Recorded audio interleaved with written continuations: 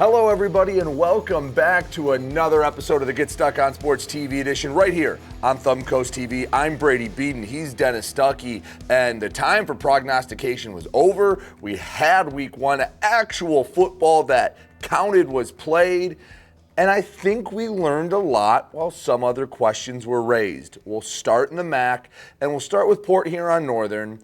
It was not a beautiful win. It was not one that you're going to put on the fridge at home and go, yes, we beat Redford Thurston 13-6. Oh my gosh, what a banner night for the Huskies. But you started a freshman quarterback, you went on the road to a place you've never played before, and you got to win. Was it an A+? No, but it was certainly a passing grade. There's room for improvement, but I'm not disappointed in the Huskies in week one. You know, I'm going to put it up on the fridge because I love all my kids, and I'm not going to pass up on the macaroni art that they bring home. Look, they can do better macaroni art. The house was a little askew. Northern's defense was terrific, again, still. And again, first start for the freshmen. Let's wait a few games. +2, let's also see what Thurston does over the next couple of weeks to find out if they're a good or a bad or in the middle of the pack team before I fully want to grade this one. It was week one. We said go win. They went and won. They won like Northern wins. Let's get you. It wasn't going to dramatically change. Larry left, and his assistant for the last 50 years came in, and they won 70-0. No, they won like Northern wins. You know, I'm going to hold off on any judgment or critique and focus on this week. They've got to go to Lamphere. Lamphere we know is tough, but Northern should beat Lamphere, period. So Northern, and remember last year, Lamphere came up to Northern and beat them at Memorial. That was a game that Dennis, me more so than you, was very critical of. Now, the Huskies turned it around and won 7 straight and won the MAC Blue. And beat Chippewa Valley. Beat Chippewa Valley and PH along the way, and everything was all hunky-dory after that. But that was a game that was kind of a failed litmus test. Like, again, Lamphere's a good program. They have no business coming up to Memorial and getting a win. Now, Lamphere last week beat Ferndale, who's been a very okay program in double overtime.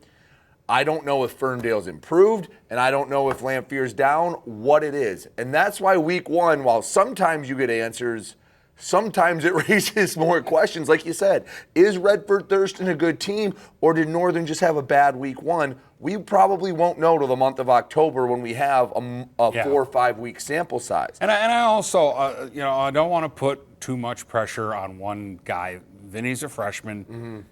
It's your first start. I'm sure he was nervous, and I know Northern can protect him with what they have. And again, the defense said, hey, the offense might not score as much as we want them to this week, so let's make sure we don't give Thurston anything. They did a pretty good job. Yeah, so you know what? You got the win. Thumbs up. Again, passing great. Didn't get an A+, but I'd say a solid B or B-, enough that it's, you're going to be fine. Yeah. Just, if it's really going to depend on what you do down at Lamphere, and you know what? You owe the Rams one. You really do. PH struggled in their first game, and we talked about it last week on the preview that this is a very inexperienced Port Huron High team that, they have some talent, they have some raw ability, just not seasoned a whole lot yet. Very green, and it showed in a 32-0 loss that you saw here on Thumb Coast TV. It was 24-0, 25-0 at the half, and PH didn't score.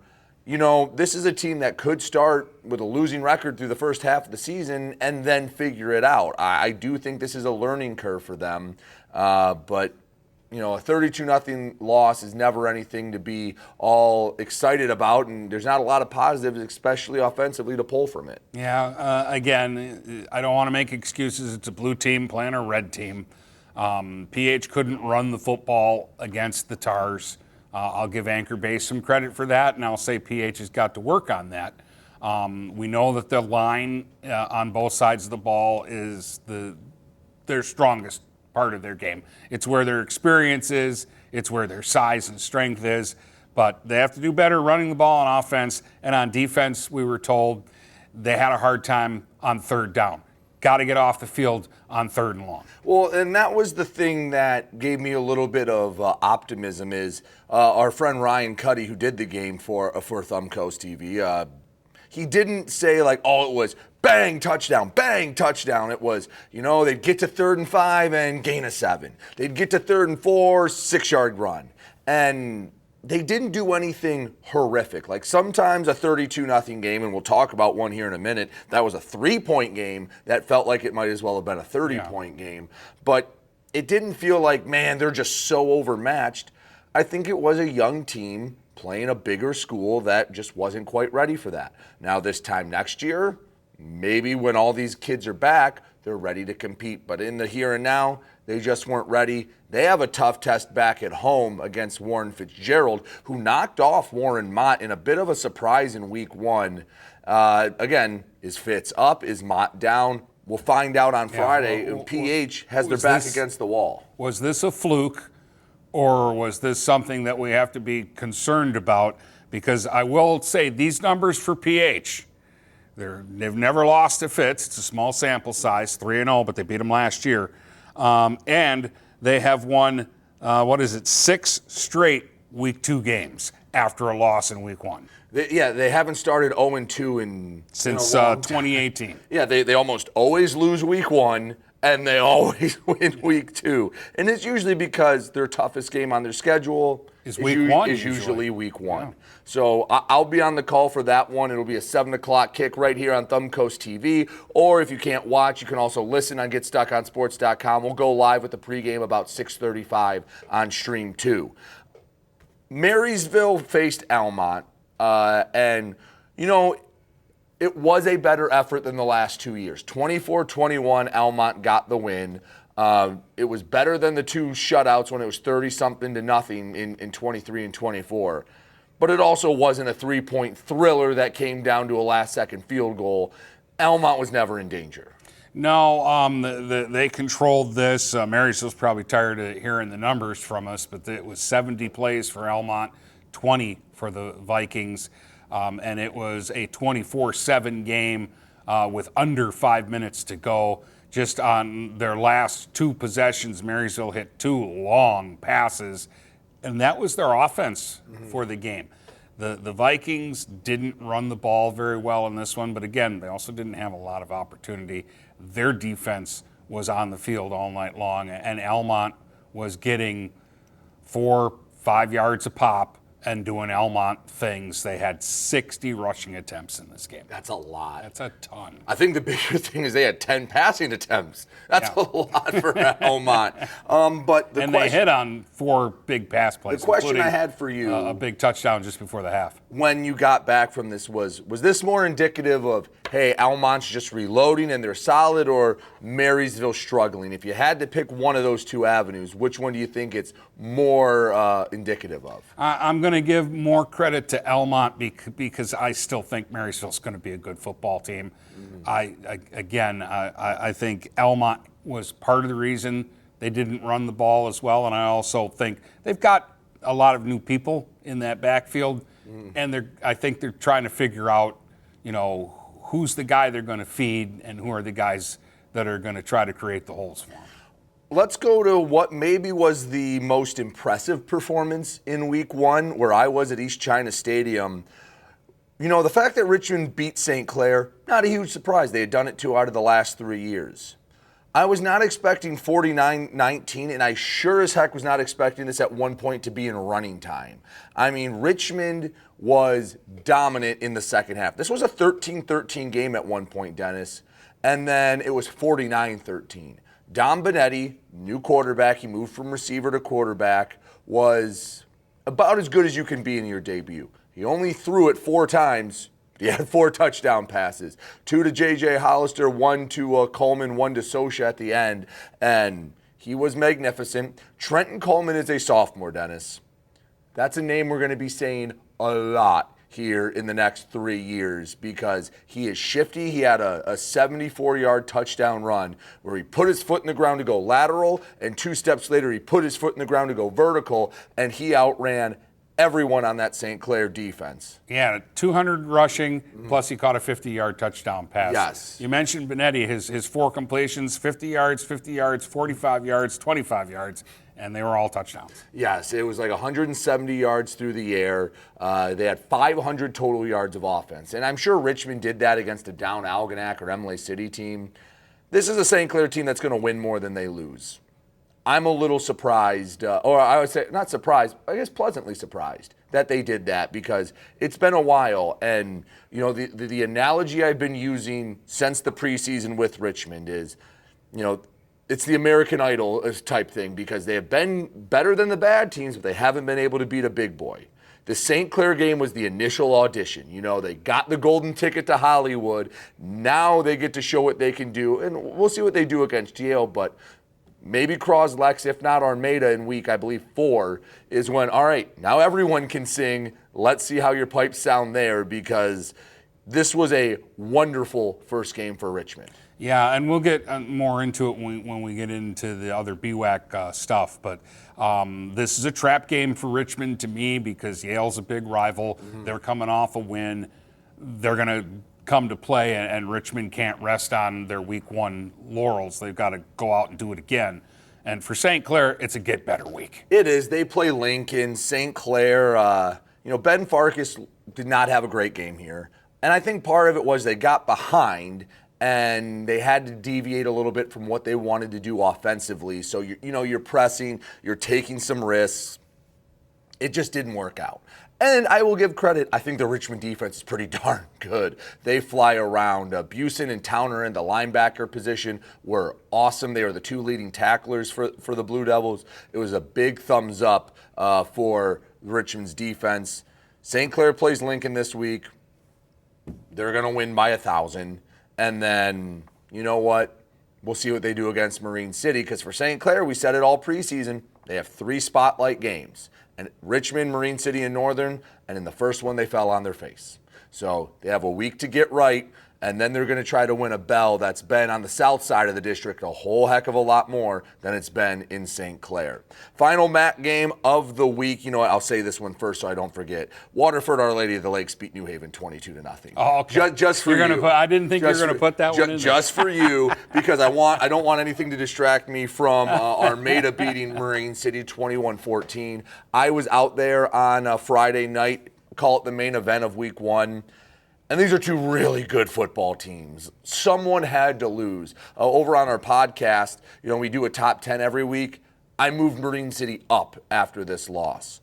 Basically, what it came down to is Marine City had about 3 big mistakes in the game. They had a muff punt, a personal foul, and an interception called back due to pass interference. And Armada had 1 mistake that I don't even think was that big. On a 4th and inches, they had a false start or illegal shift that took away a first down and made it 4th and 6, and they had to punt.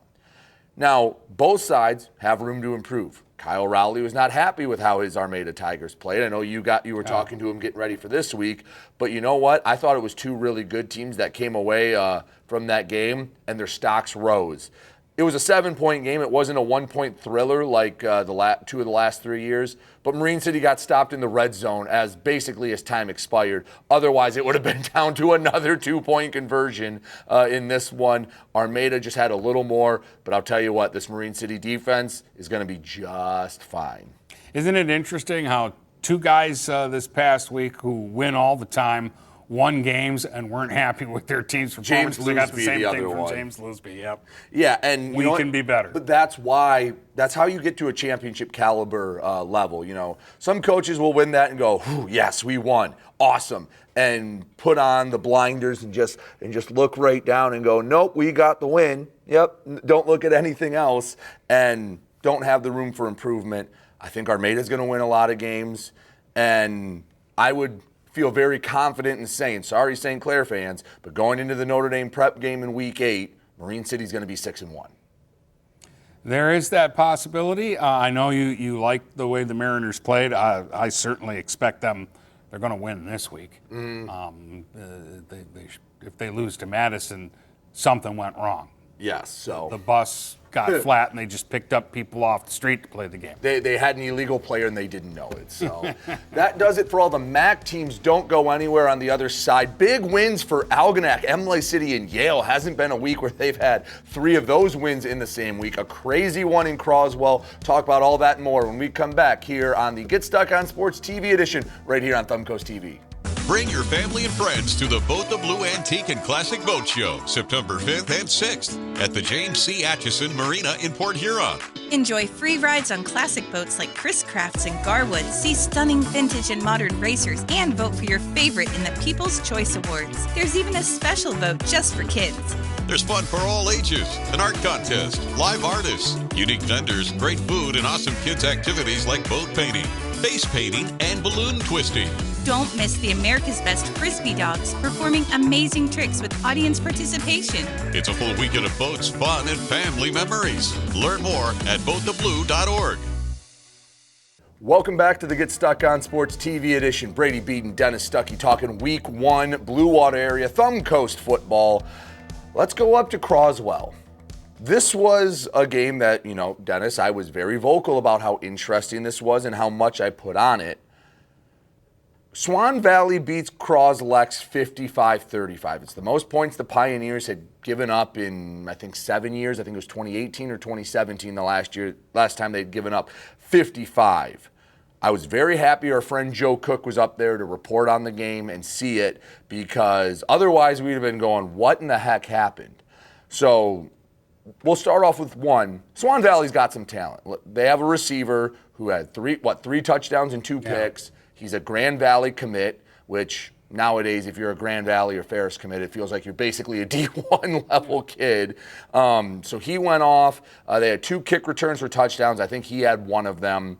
And it was a game that just got away from Croslex. Their offense put up 35 points.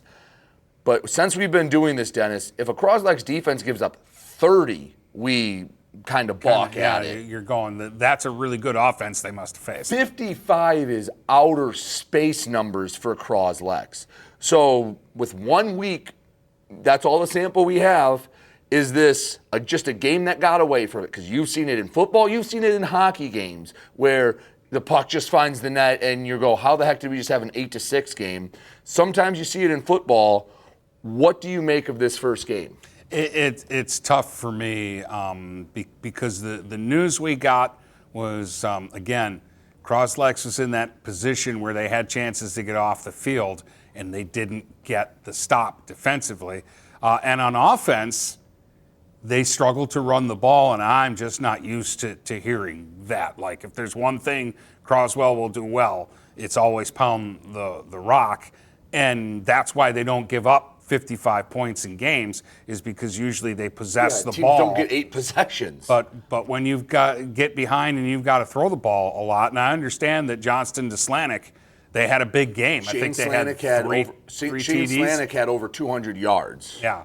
So, but they're going to have to run the ball better, especially when they get into BWAC play, and they're going to have to find a way to get stops on defense. And obviously, special teams, week 1, I'm sure that's something that they can fix. Croslex isn't going to give up 2 But even if you take those away, that's still 41 points. Yeah, but I mean, if it's 41-35, you're playing the game a little different. You feel like you have a chance to do something at the end. So those 2 kickoffs made it a 3-touchdown game, and you're kind of out of it.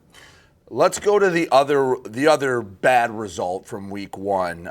North Branch went up to Gaylord and lost 21-14. And, got to talk to Coach Sikora just briefly, and it was he was not happy. And it wasn't that they played terrible. He thought they, controlled the game, just made some key mistakes. Like he told me, the first drive of the game was a 25-play, 70-yard drive that they fumbled and didn't score on. That's tough. That is a killer. And I saw that, I believe it was the Almont game or the Croslex game, one of the two. No, it was Almont 2 years ago. They had the ball the entire first quarter.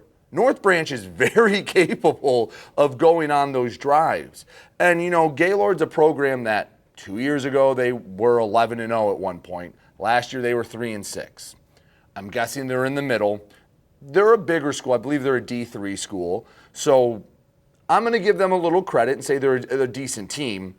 But North Branch, man, I'm waiting for that win that I can come back on the show and look down the camera and say, yes, the Broncos got a big win. And they let one slip through their fingers, and they're going to have to wait at least a few weeks to get another shot at it. Well, I mean, I am encouraged, though, to hear that they played a decent football game and that the mistakes, again, should be correctable. But like you say, how many times have we heard this where North Branch ends up being their own worst enemy? This team is too good to keep making those same mistakes. Absolutely. Let's talk about some of the more positive results. And we'll start with what I will biasly say is my favorite result of week 1. Emily City 14, Flint Powers 13. That's a huge win for Emily City. No, Flint Powers is not going to compete for a state title. Flint Powers probably won't even make the playoffs again this year. But that's a win that a struggling Emily City program can kind of put on their back. And when Coach Brown's talking to kids in the school, which, by the way, he's already gotten 4 new kids in the program since school started, to say, look at what we did. This is what your hard work has led to. That's a big week 1 win for the Spartans. Well, I mean, and it was one that we said if they're going to have a successful year, the type of year we want them to have, this was a game right off the top that they had to have. We're looking for 5 wins on their schedule, and we found a possible 4. And we said, well, if you can get to 4 wins, you're one upset away from being a postseason team. And there might even be a way for them to get in as a 4-win team. Had to have it, got it. It's nice to be healthy going into the season. Because they got, 144 yards and a touchdown from a guy who missed all of last year. Daniel Rojas, he was out before camp last year, injury from another sport. So him being back, and he was one that when you talk to other teams, they're like, yeah, that Rojas kid is tough. And what that allowed them to do, and just getting a few more numbers, again, they have over 60 kids in the program now. When Dave Brown first took over, I think he had to cut his foot off for 60 kids in his program. So cut his foot off for 26 kids in his program. So he's able to not overuse guys as much. He still wants that number to grow to probably about 80 would be the perfect number. But he's getting kids out there, and that's a big win. And it just has to feel good because you can only tell kids for so long, hey, keep fighting, it's going to work out. And to get a win over a school that has a little bit of cachet behind it, like Flint Powers, and a coach in Jeremy Furman that has won a lot of football games, that's a nice win for Emily City. And like you said, if they want to have a surprise postseason appearance, this was one they couldn't lose. Yeah. Now, from here, I'm not saying you have to beat Almont. That's a tall task. Yeah. But what you got to try to avoid is getting out of the game by halftime against Almont. If we come back and it's 35-21, I will be so happy about Emily City with a 14-point loss. Keep this one competitive. Show that you can play with some of the big boys. No, nobody in their right mind that's not sipping Spartan Kool-Aid is expecting a win there. But you can have a better showing. If you get it, though, we'll be running down the street with Emily City flags going, they're a playoff team. I'll have 2 milk cartons of Spartan Kool-Aid if they beat Almont. That will throw everything in a tizzy. But a couple teams that they need to beat also got wins in week 1. Yes. Start with the Yale Bulldogs, a team that had gotten them the last couple years, Schwartz Creek. Yale goes out there and gets a 21-6 win, and that's a solid win for Garrett Grunman's squad. He wasn't happy with how they played, but he was happy that they won, and he thought Hubbard had a nice game. They thought they did pretty well on the lines. Thought he could have won by more, but to go on the road and get a win, listen, I was worried about the Bulldogs. I'll be the first one to put my hand up, and we both picked against them, so I'm very happy they got this win in week 1. Well, and this is a team that had beaten them 2 years in a row. They'd had 2 tough losses to Schwartz Creek. I think one of them knocked them out of the playoffs a couple of years ago by losing the game. So this had to feel sweet for them. And we've said all along we like Hubbard. We just wasn't sure what else Yale had. Well, in week 1, they had great defense, and they got a 21-6 win. Absolutely. So great job from Yale. Now they have a test against Richmond. Richmond, both teams that kind of overperformed our expectations in week 1. Let's see who's for real in round 2 of BWAC Idol. see who's going home and see who's moving on. They seem to always play tight games regardless of what the records are. But talking to both coaches, they're both happy that last year these were 2-0-1 teams. And if you lost this game, your season's You were dead. done, yeah. Yeah, your season's done because you still had Armada, Almont, Croslex, North Branch to worry about. Now, winning this one puts you way ahead of the curve, and a loss, while not ideal, is not fatal. You saw the Algonac Muskrats get their biggest win since 2017 and their first shutout in 7 years on Friday night. Yeah, they dominated against Cardinal Mooney 36-0. The game really changed late in the first half with an Algonac scored 2 touchdowns in 21 seconds, and in between, what looked like it was going to be a kick return for a touchdown for Mooney turned into their 4th turnover of the half when they fumbled the ball at midfield, and that led to another quick score by Algonac, and then the game was over. But again, I saw 2 games where one team kind of just dominated the other in terms of possessing the football. Algonac had a 10-minute and 5-second drive to open the second half and pounded it into the end zone. Michael Boyd had a big game rushing the football. Algonac looked good in week 1. Mooney's got a little bit to work on. But if Algonac wants to compete in the BWAC, and we talked about this on Thursday night when we recorded our instant reactions, that's what you have to do to a Cardinal Mooney team. You're playing a D8 school, and last year you slipped by them by the skin of your teeth. This year you pummeled them. I'm not saying Algonac's going to go into the BWAC and be right in the mix, but that's what you expect a BWAC team to do to a D8 school. And they passed week 1. Yeah. Here's the thing. Yeah, I'm not saying Algonac's going to steamroll the BWAC, but I'm saying last year they won this game, and it was the only game they won. They will win more than one game this year. And I'd feel confident in agreeing with you. All right, last few minutes, let's rifle through everything else, go in the thumb back to Thursday. Marlette beats Manchester 16-6. Marlette, big win, and they've got a big game this week against Sandusky. Not a league game, but a big rival. It is a big rival, and they got to find that old trophy up there. It was a cool-looking trophy. We need more trophy games out there. But no, if Marlette wanted to make the playoffs, this game they had to win, and that's a nice first win against the Flying Dutchman of Manchester. I love that. Well, He loves that. I find it weird because Manchester, you think of England. You don't think of the Dutch. You do. Do you think of the Dutch when you think of Manchester? Flying Dutchman's just a boat. It's just a ghost ship. Well, I don't think Manchester's not on the water anyway. There's got to be a lake or something. There's got to be a reason. Speaking of lakes, Lakers beat Ubley 14-0, and Grudge match. maybe Lakers is really good, but maybe the turnover at Ubley is going to set the Bearcats back a little bit. Well, we'll see, because remember, Ubley started 0-3 last year and then made the playoffs, and we actually mistakenly thought they had a chance to beat Beach in a playoff game. Didn't happen. But I never count Ubley completely out, and they'll play an Everest team that got waxed last week by Michigan Collegiate. They did. Same score, different game. Saginaw Novell 14, the Red Wolves of Sandusky, or the Wolves of Sandusky 0. You know, not a great performance, but going out to Novell is never easy. No, I like the defense. They're going to have to find some offense. They had a wild one with Marlette last year. There were 96 points scored. There might only be 26 points scored this year. On Friday, Harbor Beach whooped Cass City 42-8. Beach doing beach things. Pirates are just fine. They're going to plunder all season long. Let's go to 8-man. We'll rifle through this. Bad Axe 56, New Haven Merritt 38 in the Hatchets' first ever 8-man game. Don't know what to make of this. I'm happy they won. Merritt's probably not strong, but Bad Axe, remember, they didn't even play football last year. No, and it's their first 8-man game. Yeah.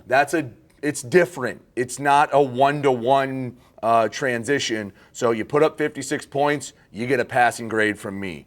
K-Pack 42, Harry Potterville 0.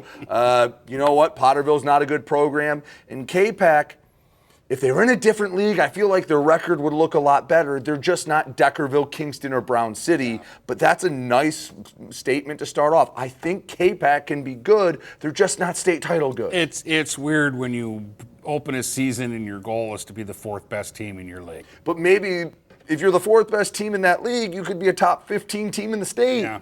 And maybe being the fourth best team in that league can get you in the playoffs. It could. Deckerville 15, All Saints 14, come from behind win for the defending state champs. Yeah, they don't have Garza, and maybe that showed a little bit, but let's give All Saints some credit too.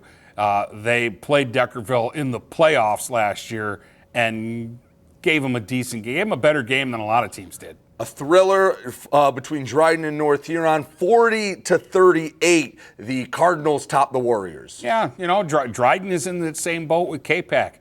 They're one of those teams that wants to be the fourth best team in that league.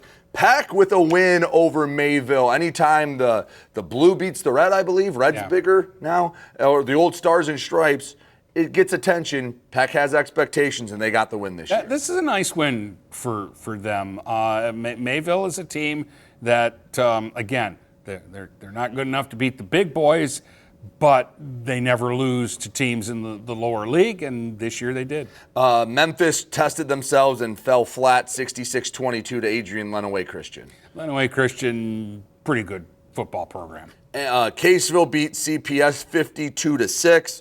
And on Friday, Brown City traveled a long way to Messick just to deliver a butt whooping 46-0. I'm sure all of that was in the first half, and in the second half they were sipping drinks on the sideline. All right, that'll do it for this week's episode of the Get Stuck on Sports TV edition. Reminder, on Friday night, Dennis Stuckey will be out in Armada for Croslex and Armada. Big matchup in the BWAC to start off conference play. That'll be a 6:30 pregame on Get Stuck on Sports Stream 1. I will be at Memorial Stadium, a simulcast on TV here on Thumbcoast TV, on the radio on Get Stuck on Sports Stream 2. On the radio, about a 6:35 pregame. We'll go live around 7 o'clock on Thumbcoast TV. For Dennis Stuckey, I'm Brady Beedon. We'll see you next week here on the Get Stuck on Sports TV edition.